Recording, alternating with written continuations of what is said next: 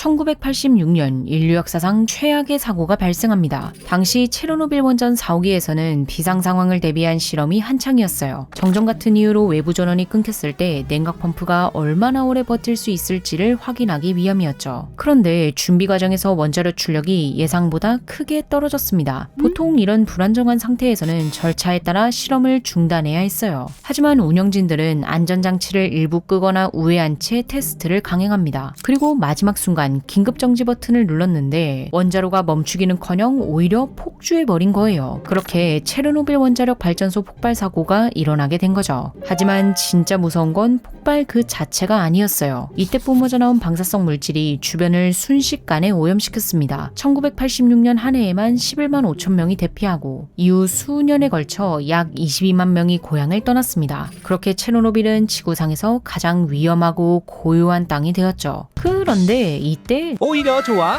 를 외친 녀석이 있었어요. 그 이름은 클라도스포리움 스페로스포문. 얘는 무려 방사선을 먹습니다. 네. 사실 방사선을 버티는 곰팡이는 생각보다 많아요. 사고 이후 체르노빌을 조사해보니 무려 200종 정도의 곰팡이가 발견되었거든요. 헉 진짜 많네. 그런데 클로라도스포리오 스페로스포문, 이름이 너무 기니까 그냥 검은 곰팡이라고 부를게요. 이 검은 곰팡이가 발견된 곳은 폭발이 일어난 체르노빌 원전 4호기 내부였습니다. 여긴 다른 오염 지역과 비교해도 방사선 세기가 완전 차원이 달랐어요. 특히나 벽 표면엔 고농도의 오염물질이 덕지덕지 붙어있어 상식적으로는 생명체가 존재할 수 없는 환경이었습니다. 다른 곳이 뜨거운 온천이었다면 여긴 펄펄 끓는 용암의 수준이었죠. 아니 어떻게 여기서 사는겨? 그런데 이 검은 곰팡이는 4호기 안에서도 특히 오염이 심한 곳에 모여 있었어요. 이쯤 되니 과학자들은 설마 얘 방사선을 좋아하나? 라는 생각이 들었습니다. 그래서 실험을 해봤는데 진짜로 방사선을 향해서 자라는 거예요. 이후 발표된 연구는 더욱 충격적이었습니다. 이 검은 곰팡이에 방사선을 줬더니 대사활동과 성장이 증가한다는 결과가 관찰되었거든요. 어떻게 방사선을 먹는 거지?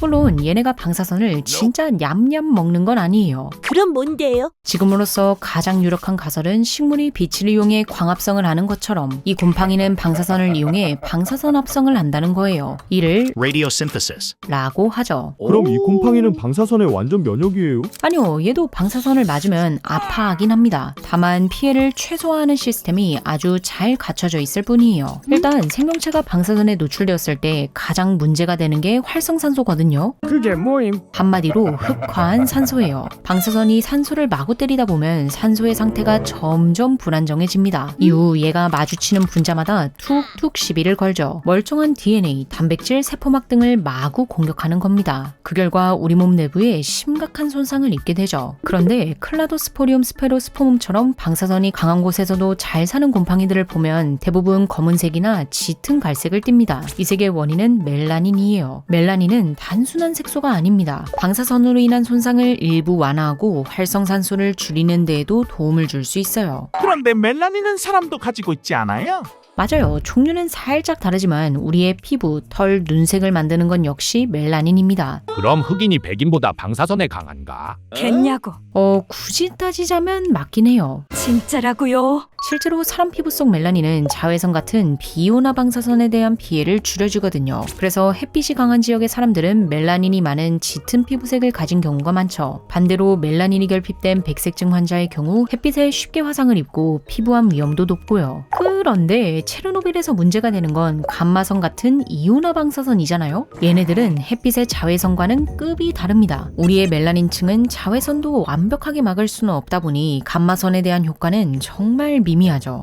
그럼 곰팡이도 멜라닌이 소용없는 거 아니에요? 아니요, 곰팡이는 효과가 꽤 있어요. 우리와는 멜라닌 배치부터가 다르거든요. 곰팡이는 세포막 바깥에 단단한 세포벽이 존재합니다. 방사선에 강한 곰팡이들은 이 세포벽에 멜라닌이 아주 두껍게 코팅되어 있죠. 반면 사람은 이런 세포벽도 없고 멜라닌도 세포 내부에 들어있습니다. 그래서 기본적으로 방어력이 차이날 수밖에 없어요. 하지만 사실 곰팡이가 멜라닌으로 꽁꽁 두른다고 해도 방사선을 완벽하게 막아내는 건 불가능합니다. 기껏해야 덜 다치는 정도의 정도에 그치죠. 그래서 곰팡이는 다른 비장의 무기를 가지고 있습니다. 바로 뛰어난 수리 시스템이에요. 방사선 때문에 DNA가 손상되면 바로바로 고쳐버리는 겁니다. 만약 손상이 너무 심각하다면 성장을 멈추고 수리 집중 모드에 들어가기도 합니다. 즉 곰팡이들은 방사선을 완벽히 차단하는 게 아니라 적당한 방어와 훌륭한 수리 능력으로 버티는 거죠. 여기에 더해 얘는 아픈데도 좋아하는 거고요. 우리로 따지면 위가 강한 매운맛 매니아 같은 느낌이랄까요? 그럼 저 곰팡이를 바르면 방사선을 막을 수도 있나?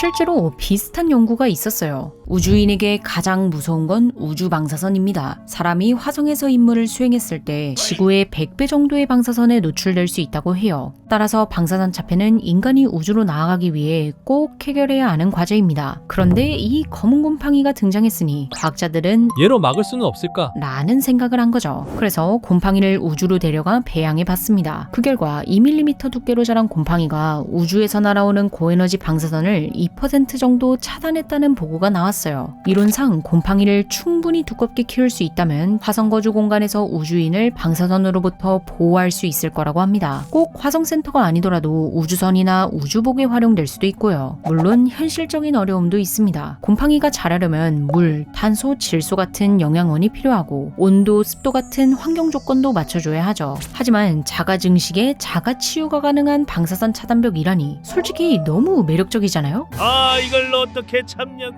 이에 과학자들은 관련된 연구를 진지하게 이어나가는 중입니다. 오, 참 고마운 곰팡이네. 그런데 사실 얘는 칭찬보다는 욕을 더 많이 먹고 있어요. 네?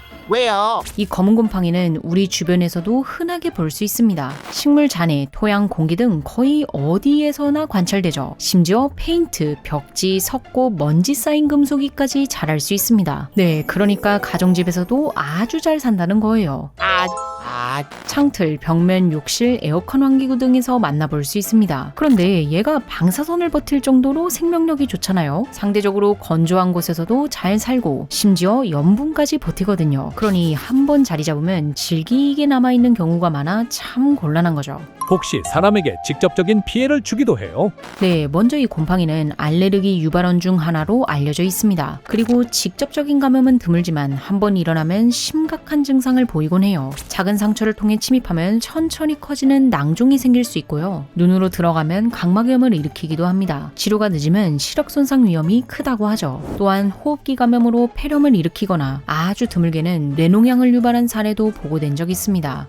완전 무서운 놈이었잖아. 하지만 이 영상에서도 본 것처럼 곰팡이 감염은 주로 에이즈, 장기 이식, 고농도의 스테로이드 투여 환자처럼 면역력이 심각하게 저하된 상황에서 발생하거든요. 그러니 일반적으로는 크게 걱정하지 않으셔도 됩니다. 휴, 다행이네.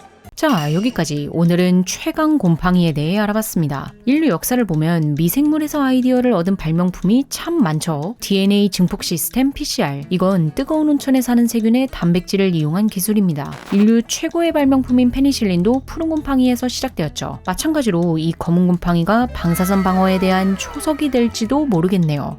두근. 그럼 지금까지 몽구였습니다. 시청해주셔서 감사합니다.